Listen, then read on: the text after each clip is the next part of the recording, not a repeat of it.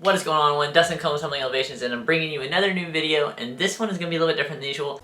I'm so fucking happy you're This is my overall review of the 2021 CrossFit Games. If you know me / been following me for a minute, you know that I had an interest in CrossFit a long time ago. I didn't follow up with it until like a little over a month ago. I've only been following it for about a month now that I've actually started it. First games I actually watched live. I've watched like all the documentaries from the Buttery Bros and random YouTube like documentaries here and there. CrossFit Games just finished, and this is what I think of it. So I guess we'll start with the men's side. First place was Justin Medeiros. A lot of people called it, a lot of people expected it. Second place was Patrick Vellner, and my only complaint on the male side is that Patrick Vellner didn't win. Not because I don't want Justin Medeiros to win. I do think that he earned his win, obviously. But I think that he has so much time left that like I wouldn't be upset had he not won this time. And Patrick Vellner, had he not done so poorly in the first one, he potentially could have changed that first place right there. But I want Patrick Vellner to win, so that was kind of not upsetting necessarily. But third place, Brent Fikowski, and I am stoked about that because when I first looked into CrossFit, he was one of the people that I had heard about and looked a little bit into. There's like a little documentary about him, so I checked it out. Thought he was a pretty cool dude, but like I didn't really follow much of him. Then to follow up with a couple people that I've been following, so Cole Sager, I really like his story. I'm happy with his finish. Saxon Panchik, how he finished was iconic. That last event was super emotional. He almost had the heat win for the final event. This is his final year competing, so everyone was like up in their seats rooting for that. But then him and Travis Mayer got in an all-out battle, like it's just to get over the finish line. It was a good one. Noah Olsen ended up in top 10, so I'm happy about that. I definitely was expecting him to do a lot better, as I'm sure he was as well. It is what it is. Either he's going to grow from it or he's not, so we'll see next year what happens with that. Like I said in a prior video, I'm super upset about Chandler Smith. I really wish he would have at least made it into the top 20. That way we could see more of him. I think he's a great athlete, so I'll be excited to see if he's going to make it next year. BKG killed it all weekend. I haven't really like followed him too much, so I don't really know too much about him, but he obviously stayed near the top, so that was nice. He was a great athlete. Malerhos, I may be pronouncing that wrong. His snatch technique was so clean, and I just loved seeing that. Like, it looks so good, and the fact that he dabbed afterwards was just kind of like fun, you know, like it brought some character to the event, so that was nice. I will say before I go any further, I did miss a few of the events because of work, so there were some things I didn't actually get to watch. It was upsetting to see that Sean Sweeney was not feeling well and that he dropped. For the women, Tia obviously is your winner. She absolutely destroyed it per usual, and she's such just like a genuine person. She cares about the community and about the people who support her, so like it's nice to see such a good, genuine character on top. That's awesome. Laura Horvath. Excited that she got second because she's been training at CrossFit Krypton, which is the gym that I train at, and she is using Ben Smith's programming, which I think is freaking phenomenal because he's the owner of the gym I go to. So like, I don't know, that just kind of gives me like even more of a sense of pride in it. I do find it severely weird and upsetting, honestly, that whenever the results happen, first place being T-Toomey, she got interviewed. Third place being Andy Thor's daughter got interviewed. They did not interview Laura.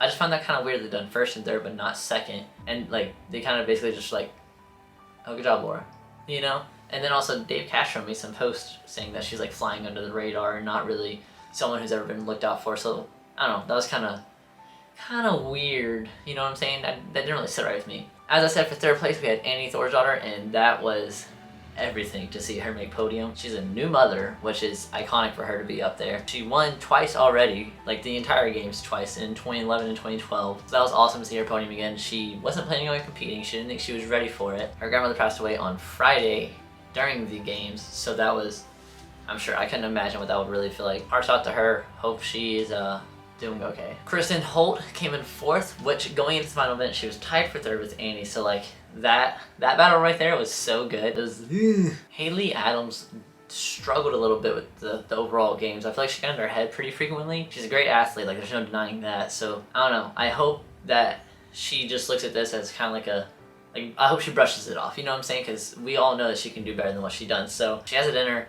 I'm sure she'll come back stronger next year, and that's awesome to see, of course. Mallory O'Brien. I had not heard of her, but once she won one of the events over Tia Toomey, I was just like, who is this? And she absolutely crushed it all weekend long. She remained in the top, and that was awesome to see. So like, as a 17-year-old, I think she has quite a career in front of her, so that's awesome. Katrin David's daughter. I have been following her basically since I first looked into CrossFit, and it was awesome to see her still on the field, awesome to see her competing, And she is such a genuine person as well. She's always very kind and considerate to everyone, to include other competitors. Once Annie won, they actually had a moment where they came through together and like hugged and like talked, and it was super like sweet. Like Lexi and I definitely both just teared up. It was very emotional. It was awesome to see though. Danielle Brand, her performance over the games, she absolutely destroyed the handstand walk. She completely crushed it, and then she just continued to do pretty freaking well overall. So it was awesome to see her, learn a little bit about her. Definitely someone that I'm going to be watching now, because that was just such an iconic performance. And Yoke Carry, being another 17-year-old on the field, she done pretty well. It was just interesting to see like the younger athletes doing so well versus some veterans. Another athlete I think has great potential and quite a career ahead of her. Brooke Wells, I am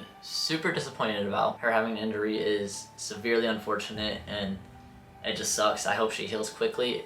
She had said that it was a dislocated elbow, happened during snatches. That's really, like, that sucks. I hope she gets feeling better soon. I hope she has a speedy recovery, because I know she's gonna want to compete still, so that was just horrible timing. Not that it'd ever be good for that, obviously, but to not see Carrie Pierce competing was weird. That was just unfortunate, because obviously everyone expected big things from her, especially about last year's performance. So some of the events, I was really surprised to not see a Murph workout, and the last event, the wife and I were talking about it, and it just didn't seem like a good last event.